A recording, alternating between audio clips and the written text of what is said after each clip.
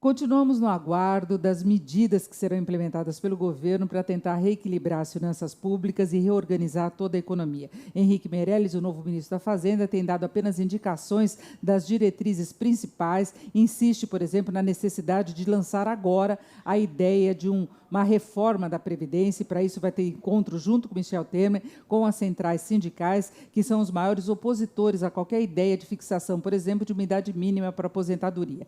Henrique Meirelles tem colocado muito à disposição em lançar medidas que sejam implementadas de fato, que não sejam lançadas como balões de ensaio e depois deem em nada, como a gente está acostumado a ver. Ele fala disso para dar a ideia de uma maior segurança, de fato, na gestão da economia brasileira. Tirando essa questão da reforma, que parece que ele vai insistir nesse ponto mesmo, faltam aquelas medidas de curto prazo para tentar estabelecer uma condição melhor de evolução das contas públicas. E por aí parece que ele também pretende ir com uma certa cautela, porque não sabe exatamente com o que está lidando. A herança que está recebendo é das piores possíveis em termos de evolução das contas públicas. O rombo estimado, por enquanto, já está na faixa de uns 120 bilhões de reais. É certo que até o final dessa semana ele terá de garantir no Congresso a aprovação para um déficit de cerca de 97 bilhões, como já havia sido proposto pelo governo anterior, porque sem isso há uma trava na liberação de recursos do governo. O governo não tem autorização para pagar, inclusive, fornecedores e outras despesas. Há necessidade desse aval do Congresso.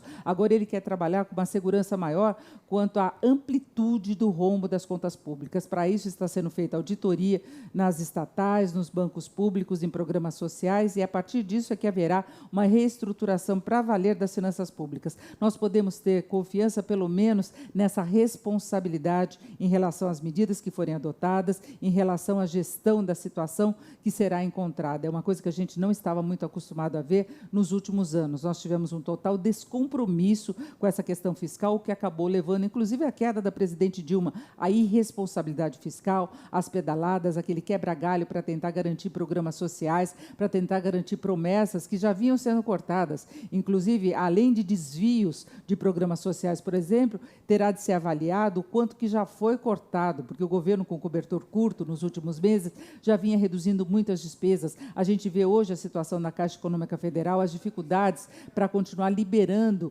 o crédito imobiliário, sendo que a Caixa lidera as operações nessa área. Enfim, há uma desorganização muito grande, não podemos esperar que haja uma mudança de uma hora para outra. Ao contrário, o relatório Focus, divulgado nesta segunda-feira pelo Banco Central, mostra que o mercado trabalha com a previsão de uma retração do PIB este ano da ordem de 3,88% e mantém a previsão de inflação em 7%.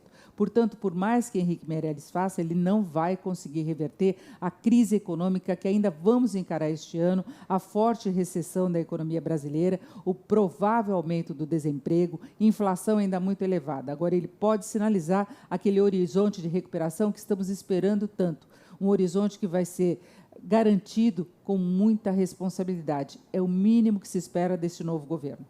Michel Temer assumiu o governo com o grande desafio de reorganizar a economia brasileira. Quando começaram a circular as primeiras notícias quanto à possibilidade de